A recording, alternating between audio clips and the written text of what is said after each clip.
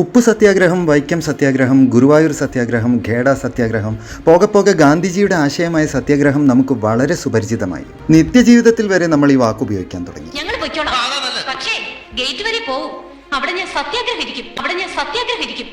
എന്നാൽ ഗാന്ധി രൂപപ്പെടുത്തിയ ഈ വാക്കിന് ഗാന്ധിയെ സഹായിച്ചത് മറ്റൊരു ഗാന്ധിയാണ്. നമുക്ക് വാക്ക് നോക്കി പോവാം. തോട്ട് ഫോക്സിൽ ഇത് വാക്ക് വന്ന വഴി, വാക്ക് വേ. 1.25 നൂറ്റാണ്ടോളം പഴക്കമുള്ള ഒരു വാക്കാണ് സത്യാഗ്രഹം. 1906 ഗാന്ധിജി ഈ വാക്ക് രൂപപ്പെടുത്തിയത്. അഹിംസ എന്ന തൻ്റെ ആശയത്തിന് ഉതകുന്ന തരത്തിലുള്ളൊരു വാക്ക് അന്വേഷിച്ച മഹാത്മാഗാന്ധി ടോൾസ്റ്റോയുടെയും തോഴോയുടെയും കൃതികളിലുള്ള സിവിൽ ഡിസൊബീഡിയൻസ് എന്ന വാക്കിൽ ആകൃഷ്ടനായി. എന്നാൽ നിയമലംഘനം എന്ന ആശയം തൻ്റെ അഹിംസ എന്ന ആശയത്തിന് ഉതകില്ലെന്ന് അദ്ദേഹത്തിന് തോന്നിയപ്പോൾ സഹായത്തിനെത്തിയത് മഖൻലാൽ ഗാന്ധിയാണ്.